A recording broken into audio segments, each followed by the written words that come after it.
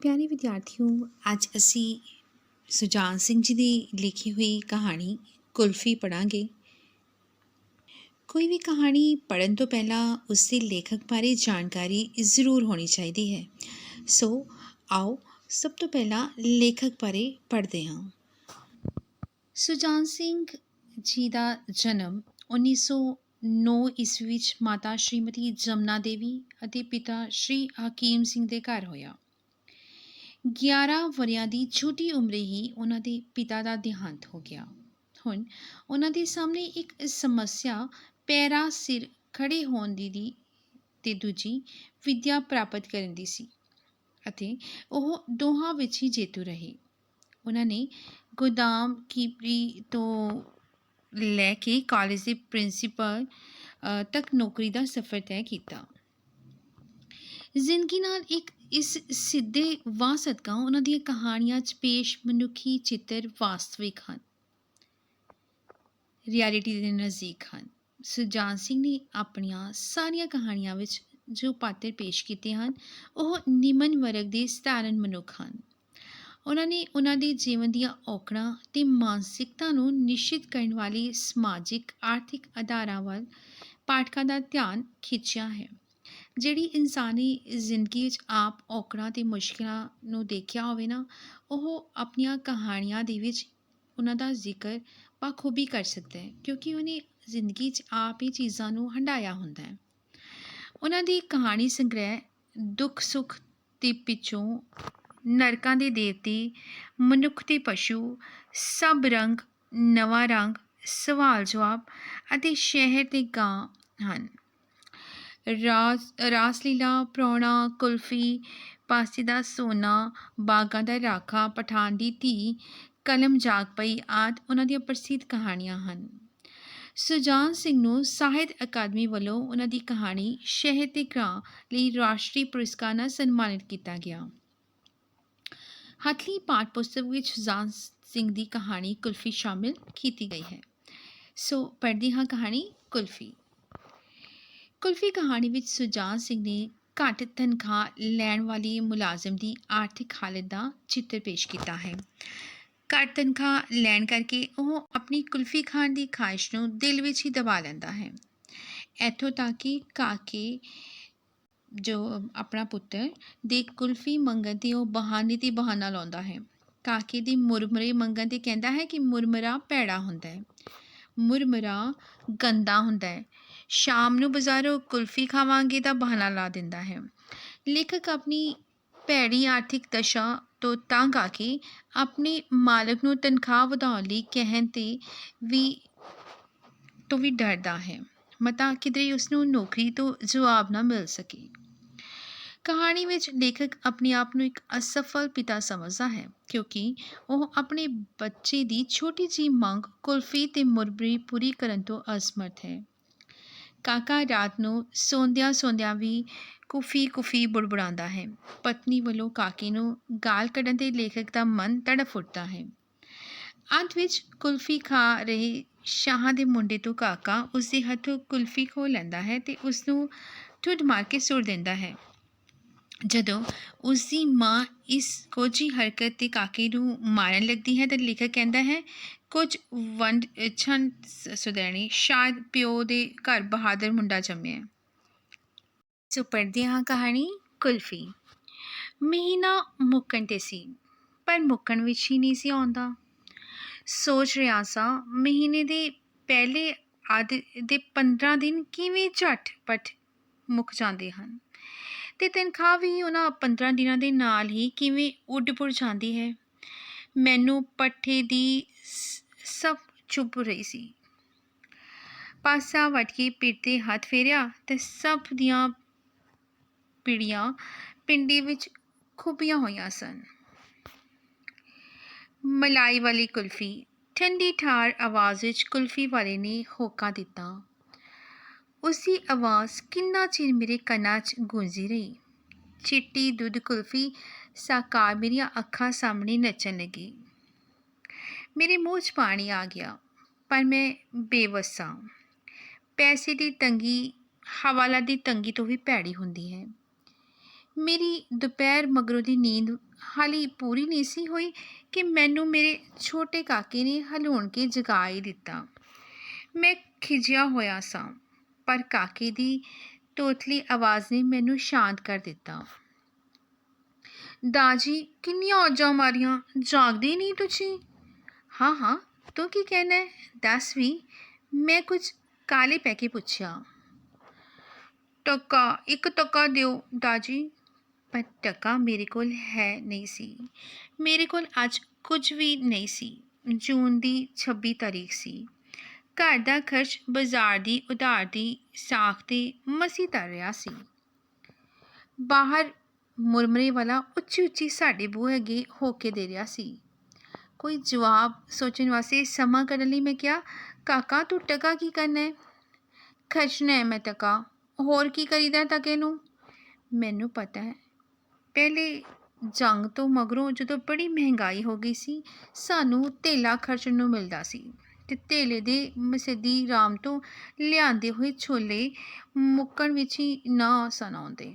ਹੁਣ ਆਨੇ ਦੇ ਵੀ ਉਹਨੇ ਛੋਲੇ ਨਹੀਂ ਸਨ ਮਿਲ ਸਕਦੇ ਅਤੇ ਆਮਦਨ ਮੇਰੇ ਪਿਤਾ ਦੀ ਆਮਦਨ ਦੇ ਪਾਸਕ ਵੀ ਨਹੀਂ ਸੀ। ਹਾਲਾਂਕਿ ਮੇਰੀ ਪੜ੍ਹਾਈ ਮੇਰੇ ਪਿਤਾ ਤੋਂ ਕਈ ਗੁਣਾ ਵੱਧ ਸੀ।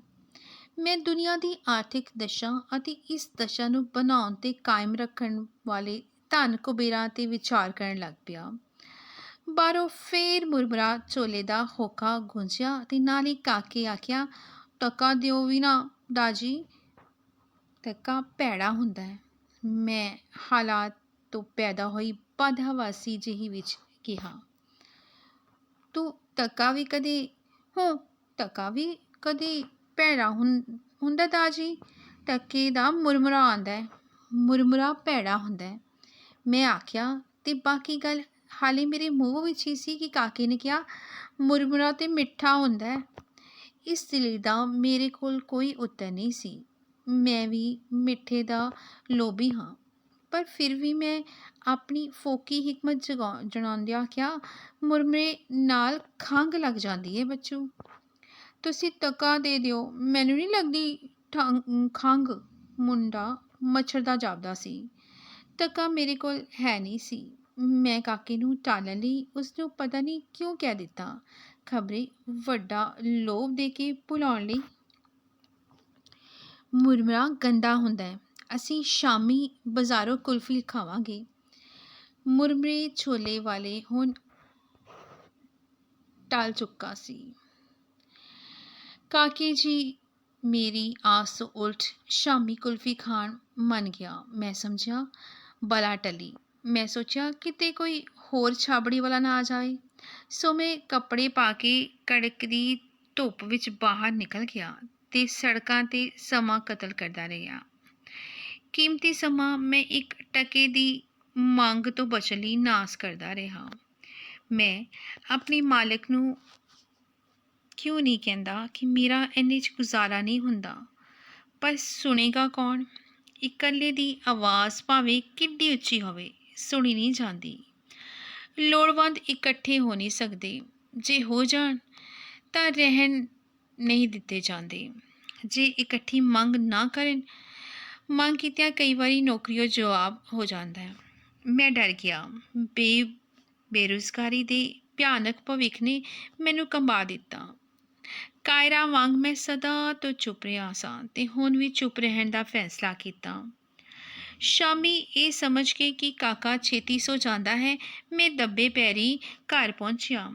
ਆਵਾਜ਼ ਨਾ ਮਾਰੀ, ਕੇਵਲ ਕੁੰਡਾ ਹੀ ਖੜਕਾਇਆ। ਉੱਤੋਂ ਹੀ ਆਵਾਜ਼ ਆਈ, ਦਾਜੀ ਆਇਆ ਜੇ। ਅਤੇ ਥੋੜ੍ਹੇ ਚਿਰ ਮਗਰੋਂ ਕਾਕੇ ਨੇ ਆਣ ਬੂਹਾ ਖੋਲ੍ਹਿਆ। ਦਾਜੀ ਕੁਲਫੀ ਖਾਣ ਜਾਣਾ ਜੇ? ਉਸਨੇ ਆਸ ਭਰਪੂਰ ਲਹਿਜ਼ੇ ਵਿੱਚ ਪੁੱਛਿਆ। ਉੱਤੇ ਚੱਲ ਉੱਤੇ, ਮੈਂ ਕਿਹਾ। ਕਾਕਾ ਨਿਮੋਝੋਣਾ ਜਿਹਾ ਹੋ ਕੇ ਅੱਗੇ ਲੱਗ ਤੁਰਿਆ। ਮੰਜੇ 'ਤੇ ਬੈਠ ਕੇ ਕਾਕੇ ਨੂੰ ਗੋਦ ਵਿੱਚ ਲੈ ਕੇ ਮੈਂ ਪਿਆਰ ਨਾਲ ਕਿਹਾ, ਹੁਣ ਰਾਤ ਪੈ ਗਈ ਏ, ਕੁਲਫੀ ਕੱਲ੍ਹ ਖਾਵਾਂਗੇ। ਮਾਮੂਲ ਤੋਂ ਤੇ ਕਾਕਾ ਚੁੱਪ ਕਰ ਗਿਆ। ਕਿੰਨਾ ਚਿਰ ਅਸਮਾਨ ਵੱਲ ਤੱਕ ਕੇ ਕੁਝ ਸੋਚਦਾ ਰਿਹਾ, ਫਿਰ ਆਖਣ ਲੱਗਾ, ਦਾਜੀ ਤਾਰੇ ਪਈਏ ਹੁੰਦੇ ਨੇ ਨਾ, ਵੱਡਾ ਤਾਂ ਆਖਦਾ ਸੀ ਤਾਰੇ ਪਹੀਏ ਹੁੰਦੇ ਨੇ ਤੇ ਦਾਜੀ ਸਾਰੇ ਪਹੀਏ ਸਾਡੇ ਕੋਠੇ 'ਤੇ ਕਿਉਂ ਨਹੀਂ ਵੜ ਪੈਂਦੇ। ਮੈਂ ਆ ਕੇ ਤਾਰੇ ਰੁਪਈਏ ਨਹੀਂ ਹੁੰਦੇ। ਮਾਨੋ ਉਸਦਾ ਸਿਰ ਢਾਪ ਛੱਡਿਆ ਸੀ। ਉਹ ਮੰਜੇ 'ਤੇ ਲੇਟ ਗਿਆ ਤੇ ਅਸਮਾਨ ਵੱਲ ਦੇਖਦਾ ਆ ਕੇ ਸੋ ਹੀ ਗਿਆ।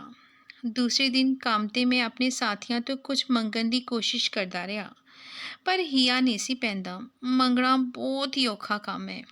ਮੌਤ ਜਿੰਨਾ ਦੁੱਖ ਹੁੰਦਾ ਹੈ ਮੰਗਣ ਵਿੱਚ। ਆਖਿਰ ਇੱਕ ਸਾਥੀ ਕੋਲੋਂ 3 ਰੁਪਏ ਲੈ ਹੀ ਲਏ। ਜਦ ਘਰ ਆਇਆ ਤਾਂ ਕਾਕਾ ਦੁਪਹਿਰ ਦੀ ਨੀਂਦ ਲੈ ਰਿਹਾ ਸੀ। ਰੋਟੀ ਖਵਾਉਂਦਿਆਂ ਸ਼੍ਰੀਮਤੀ ਜੀ ਨੇ 3 ਰੁਪਏ ਮੁੱਚ ਲਏ। ਅੱਧ ਮਣ ਲੱਕੜੀਆਂ, ਸ਼ਾਮ ਦੀ ਸਬਜ਼ੀ, ਲੂਣ, ਤੇਲ ਆਦਿ ਵਿੱਚ ਕਾਕੇ ਦੇ ਜਾਗਣ ਤੋਂ ਪਹਿਲਾਂ ਉਹ 3 ਰੁਪਏ ਮੁੱਕ ਗਏ।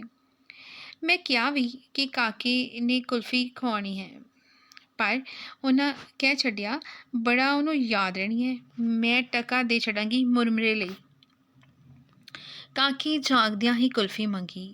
ਚੀਕ ਚਿਹਾੜਾ ਪੈ ਗਿਆ। ਕੱਲ੍ਹ ਵਾਲਾ ਮੁਰਮਰਾ ਤੇ ਟਕਾ ਮਨਜ਼ੂਰ ਨਹੀਂ ਸਨ। ਆਖਿਰ ਸ਼ਾਮ ਨੂੰ ਕੁਲਫੀ ਖਵਾਉਣ ਦਾ ਵਾਅਦਾ ਕਰਕੇ ਛੁਟਕਾਰਾ ਪਾਇਆ ਤੇ ਕਾਕੇ ਨੇ ਟਕਾ ਮੇਰੇ ਕੋਲ ਜਮ੍ਹਾਂ ਕਰਵਾ ਦਿੱਤਾ। ਸ਼ਾਮ ਤੋਂ ਪਹਿਲੋਂ ਹੀ ਮੈਂ ਖੇਡਣ ਦਾ ਬਹਾਨਾ ਕਰਕੇ ਨਿਕਲ ਗਿਆ ਤੇ ਦੇਰ ਰਾਤ ਗੁਜ਼ਰੀ ਮੁੜਿਆ। ਕਾਕੇ ਨੂੰ ਸੁੱਤਾ ਦੇਖ ਕੇ ਸਾਹ ਆਇਆ। ਰੋਟੀ ਖਵਾਉਂਦਿਆਂ ਸ਼੍ਰੀਮਤੀ ਜੀ ਨੇ ਦੱਸਿਆ ਕਿ ਕਾਕਾ ਬੜਾ ਚਿਰ ਮੈਨੂੰ ਉਡੀਕਦਾ ਰਿਹਾ ਸੀ। ਮੈਂ ਕਾਕੇ ਦੇ ਨਾਲ ਲੰਮਾ ਪਿਆ ਬੜਾ ਬੇਚੈਨ ਰਿਹਾ। ਨੀਂਦ ਆਉਂਦੀ ਨਹੀਂ ਸੀ, ਪਰ ਆਖਿਰ ਪਤਾ ਨਹੀਂ ਕਦੋਂ ਆ ਗਈ। ਨੀਂਦ ਤੇ ਆਖਦੇ ਨੇ ਸੂਲਾਂ 'ਤੇ ਵੀ ਆ ਜਾਂਦੀ ਹੈ। ਅਸੀਂ ਰਾਤ ਤੋਂ ਮਗਰੋਂ ਦਾ ਵੇਲਾ ਸੀ। ਅੱਧੀ ਰਾਤ ਤੋਂ ਮਗਰੋਂ ਦਾ ਵੇਲਾ ਸੀ। ਕਾਕਾ ਕੁਝ ਸੁੱਤਾ ਬੇਚੈਨ ਜਾਪਦਾ ਸੀ। ਉਸ 2-3 ਵਾਰੀ ਢਿੱਡ ਵਿੱਚ ਲੱਤਾਂ ਮਾਰੀਆਂ ਸਨ। ਹੁਣ ਉਸ ਬਾਂਹ ਉਲਟਾ ਕੇ ਮੇਰੇ ਮੂੰਹ 'ਤੇ ਮਾਰੀ। ਜਾਗਿਆ ਤਾਂ ਮੈਂ ਅੱਗੇ ਹੀ ਹੋਇਆ ਸਾਂ। ਹੁਣ ਚੇਤਨ ਹੋ ਗਿਆ। ਕਾਕਾ ਕੁਝ ਬੁੜਬੁੜਾਇਆ। ਮੈਨੂੰ ਕੁਝ ਪਤਾ ਨਾ ਲੱਗਾ। ਫਿਰ ਉਹ ਉੱਚੀ ਬੁੜਬੁੜਾਇਆ, ਕੌਫੀ ਕੌਫੀ ਦਾਜੀ ਕੌਫੀ। ਮੈਂ ਬੇਬਲ ਹੋ ਉੱਠਿਆ। ਸਰਦਾਰ ਜੀ ਜਾਗਦੇ ਹੋ? ਸ਼੍ਰੀਮਤੀ ਨੇ ਆਖਿਆ ਤੇ ਇਹ ਜਾਣ ਕੇ ਕਿ ਮੈਂ ਜਾਗਦਾ ਹਾਂ ਉਸ ਜਾਰੀ ਰੱਖਿਆ, ਖਸਮਾਂ ਖਾਣਾ ਸੁੱਤਾ ਪਿਆ ਵੀ ਕੁਲਫੀਆਂ ਮੰਗਦਾ ਹੈ। ਮੇਰੇ ਤੇ ਮਾਨੋ ਬਿਜਲੀ ਪੈ ਗਈ ਸੀ। ਮੈਂ ਚੁੱਪ ਰਿਹਾ ਤੇ ਕਾਕਾ ਵੀ ਚੁੱਪ ਪੈ ਗਿਆ। ਸਵੇਰੇ ਜਾਗ ਕੇ ਕਾਕੇ ਕੁਲਫੀ ਦੀ ਮੰਗ ਨਾ ਕੀਤੀ। ਮੇਰੇ ਕੰਮ ਤੋਂ ਮੁੜ ਕੇ ਆਉਂਦਿਆਂ ਵੀ ਉਸ ਮੈਥੋਂ ਕੁਝ ਨਾ ਮੰਗਿਆ। ਰੋਟੀ ਖਾ ਕੇ ਮੈਂ ਦੁਪਹਿਰ ਦੀ ਨੀਂਦ ਲੈਣ ਲਈ ਲੇਟ ਗਿਆ। ਉਸ ਚੁੱਭਣ ਵਾਲੀ ਸਫ ਉੱਤੇ ਅਤੇ ਉਧਾਰ ਨਾ ਲੈ ਸਕਣ ਦੀ ਅਸਫਲਤਾ ਨੇ ਝੂਰਦਾ ਰਿਹਾ। ਫਿਰ ਮੈਨੂੰ ਨੀਂਦ ਆ ਗਈ। ਮੇਰੀ ਨੀਂਦ ਹਾਲੇ ਅਧਵਾਟੀ ਹੀ ਸੀ ਕਿ ਗਲੀ ਵਿੱਚ ਕਿਸੇ ਕੁਲਫੀ ਵਾਲੇ ਹੋਕਾ ਦਿੱਤਾ, ਠੰਡੀ ਠਾਰ ਕੁਲਫੀ, ਮਜ਼ੇਦਾਰ ਕੁਲਫੀ। ਮੈਂ ਜਾਗ ਪਿਆ। ਕਾਕਾ ਮੇਰੇ ਲਾਗੇ ਰਬੜ ਦੀ ਪਾਟੀ ਬੱਤਖ ਨਾਲ ਖੇਡ ਰਿਹਾ ਸੀ। ਦੂਸਰੀ ਆਵਾਜ਼ 'ਤੇ ਉਸਦੇ ਕੰਨ ਖੜ੍ਹੇ ਹੋ ਗਏ। ਬੱਤਖ ਨੂੰ ਸੁੱਟ ਕੇ ਉਹ ਖੜ੍ਹਾ ਹੋਇਆ। ਬੂਹੇ ਲਾਗੇ ਜਾ ਕੇ ਉਹ ਖੜ੍ਹਾ ਹੋ ਕੇ ਬਾਹਰ ਦੇਖਣ ਲੱਗ ਪਿਆ। ਮੈਂ ਸੋਚਿਆ ਹੁਣ ਮੈਨੂੰ ਜਗਾਉਣ ਆਵੇਗਾ, ਪਰ ਉਹ ਉੱਥੇ ਹੀ ਖੜੋਤਾ ਰਿਹਾ। ਫਿਰ ਉਹ ਬਾਹਰ ਟੁਰ ਗਿਆ। ਮੈਂ ਛੇਪਲੀ ਉੱਠ ਕੇ ਬੂਹੇ ਓਲੇ ਆ ਖੜੋਤਾ। ਕੁਲਫੀ ਵਾਲਾ ਸਾਹਮਣੇ ਸ਼ਾਹ ਜੀ ਦੇ ਲੜਕੇ ਨੂੰ ਕੁਲਫੀ ਕੱਢ ਕੇ ਦੇਣ ਦੇ ਆਹਰ ਵਿੱਚ ਸੀ। ਇਹ ਮੁੰਡਾ ਗਲੀ ਦਾ ਬਲੀ ਸੀ ਤੇ ਆਪਣੇ ਤੋਂ ਛੋਟੇ ਮੁੰਡਿਆਂ ਨੂੰ ਸਦਾ ਕੁੱਟਿਆ ਕਰਦਾ ਸੀ। ਇਹ ਕੋਈ 8 ਕੁ ਵਰ੍ਹਿਆਂ ਦਾ ਸੀ ਤੇ ਸਾਡੇ ਕਾਕੇ ਤੋਂ 3 ਕੁ ਸਾਲ ਵੱਡਾ ਸੀ। ਕਾਕਾ ਸਿਪਾਹੀਆਂ ਵਾਂਗ ਲੱਤਾਂ ਚੌੜੀਆਂ ਕਰਕੇ ਲੱਕ ਪਿੱਛੇ ਹੱਥ ਜੋੜੀ ਖੜਾ ਸੀ। ਕੁਲਫੀ ਵੱਲ ਉਹ ਗੌਰ ਨਾਲ ਦੇਖ ਰਿਹਾ ਸੀ, ਪਰ ਉਸ ਕੁਲਫੀ ਵਾਲੇ ਭਾਈ ਕੋਲੋਂ ਕੁਲਫੀ ਨਹੀਂ ਸੀ ਮੰਗੀ। ਜਿਉਂ ਹੀ ਕੁਲਫੀ ਵਾਲੇ ਨੇ ਸ਼ਾਹਾਂ ਦੇ ਮੁੰਡੇ ਦੇ ਹੱਥ 'ਤੇ ਕੁਲਫੀ ਦੀ ਪਲੇਟ ਰੱਖੀ, ਕਾਕਾ ਧੁੱਸ ਕੇ ਉਸ ਨੂੰ ਪੈ ਗਿਆ। ਉਹ ਗਈ ਪਲੇਟ, ਉਹ ਗਈ ਕੁਲਫੀ, ਫਲੂਦਾ ਤੇ ਚਮਚਾ ਤੇ ਮੇਰੇ ਵਿੱਚ ਡਿੱਗਾ ਸ਼ਾਹ ਦਾ ਮੁੰਡਾ। ਕਿਸੇ ਜੇਤੂ ਵਾਂਗ ਕਾਕਾ ਉਸਦੇ ਵੱਲ ਦੇਖਦਾ ਰਿਹਾ। ਸ਼ਾਹ ਦਾ ਮੁੰਡਾ ਗੁੱਸਾ ਖਾ ਕੇ ਉੱਠਿਆ। ਕੁਲਫੀ ਦਾ ਨੁਕਸਾਨ ਤੇ ਆਪਣੀ ਹੇਠੀ ਉਸਨੂੰ ਜਿਵੇਂ ਨਵਾਂ ਜੋਸ਼ ਦੇ ਰਹੀ ਸੀ। ਜਿਉਂ ਹੀ ਉੱਠਿਆ, ਕਾਕੇ ਨੇ ਫਿਰ ਉਸਨੂੰ ਇੱਕ ਐਸੀ ਠੁੱਡ ਮਾਰੀ ਕਿ ਉਹ ਮੇਰੀ ਵਿੱਚ ਜਾ ਪਿਆ ਤੇ ਚੀਕਾਂ ਮਾਰਨ ਲੱਗ ਪਿਆ। ਕੁਲਫੀ ਵਾਲਾ ਕਾਕੇ ਨੂੰ ਚਪੇੜ ਲੈ ਕੇ ਪਿਆ। ਮੈਂ ਨੱਸ ਕੇ ਕਾਕੇ ਨੂੰ ਚੁੱਕ ਲਿਆ। ਕੁਲਫੀ ਵਾਲੇ ਨੇ ਸ਼ਾਹਾਂ ਦੇ ਮੁੰਡੇ ਨੂੰ ਉਠਾ ਲਿਆ। ਸ਼ਾਹਣੀ, ਜੋ ਕਿਸੇ ਦਾ ਕੋਈ ਉਲਾਂਭਾ ਨਹੀਂ ਸੀ ਸੁਣਦੀ, ਅੱਜ ਸਾਡੀ ਉਲਾਂਭਾ ਦੇਣ ਲਈ ਆਈ। ਕਾਕੇ ਦਾ ਸਰੀਰ ਭਖ ਰਿਹਾ ਸੀ। ਸ਼੍ਰੀਮਤੀ ਨੇ ਕਿਹਾ, ਆ ਖਸਮਾਂ ਖਾਣਿਆ, ਤੂੰ ਲੱਗਾ ਹੈ ਹੁਣੇ ਉਲਾਂਭੇ ਲਿਆਉਣ, ਤੇ ਮਾਰਨ ਲਈ ਚਪੇੜ ਉਤਾਰੀ। ਮੈਂ ਕਿਹਾ, ਕੁਝ ਵੰਡ ਸੁਦੈਣੇ, ਕਾਇਰ ਮੁੰਡੇ ਦੇ ਘਰ ਬਹਾਦਰ ਮੁੰਡਾ ਜੰਮਿਆ। ਇਸ ਕਹਾਣੀ ਵਿੱਚ ਲੇਖਕ ਨੇ ਸਮਝਾਉਣ ਦਾ ਯਤਨ ਕੀਤਾ ਹੈ ਕਿ ਆਮ ਘਰਾਂ ਵਿੱਚ ਇਹ ਜਿਹੀਆਂ ਮੁਸ਼ਕਿਲਾਂ ਆਉਂਦੀਆਂ ਰਹਿੰਦੀਆਂ। ਘਰ ਦੇ ਵਿੱਚ ਆਮਦਨ ਦਾ ਜਿਹੜਾ ਜ਼ਰੀਆ ਹੈ ਬਹੁਤ ਹੀ ਘੱਟ ਹੁੰਦਾ ਹੈ, ਬਹੁਤ ਲਿਮਿਟਿਡ ਹੁੰਦਾ ਹੈ। ਅਜਿਹੀ ਹਾਲਤ ਦੇ ਵਿੱਚ ਜਦੋਂ ਮਾਂ-ਬਾਪ ਚਾਹੁੰਦਿਆਂ ਹੋਇਆਂ ਵੀ ਆਪਣੇ ਬੱਚੇ ਦੀਆਂ ਕਈ ਜ਼ਰੂਰਤਾਂ ਪੂਰੀਆਂ ਨਹੀਂ ਕਰ ਸਕਦੇ, ਤੇ ਬੱਚੇ ਆਮ ਤੌਰ 'ਤੇ ਮਾਂ-ਬਾਪ ਬਾਰੇ ਗਲਤ ਸੋਚਦੇ ਹਨ। ਪਰ ਹਰ ਮਾਂ-ਬਾਪ ਦੇ ਲਈ ਉਹਦਾ ਬੱਚਾ ਕਿਸੇ ਰਾਜਕੁਮਾਰ ਤੋਂ ਉੱਪਰ ਨਹੀਂ ਹੁੰਦਾ। ਆਪਣੀ ਜ਼ਰੂਰਤ ਨੂੰ ਇੱਕ ਪਾਸੇ ਰੱਖ ਕੇ ਮਾਂ-ਬਾਪ ਆਪਣੇ ਬੱਚੇ ਦੀਆਂ ਜ਼ਰੂਰਤਾਂ ਪੂਰੀਆਂ ਕਰਨ ਦੀ ਕੋਸ਼ਿਸ਼ ਕਰਦੇ ਹਨ। ਸਾਨੂੰ ਆਪਣੇ ਮਾਂ-ਬਾਪ ਦੀ ਹਮੇਸ਼ਾ ਕਦਰ ਕਰਨੀ ਚਾਹੀਦੀ ਹੈ। ਉਹਨਾਂ ਦੀਆਂ ਮੁਸ਼ਕਿਲਾਂ ਨੂੰ ਹਮੇਸ਼ਾ ਸਮਝਣਾ ਚਾਹੀਦਾ ਹੈ।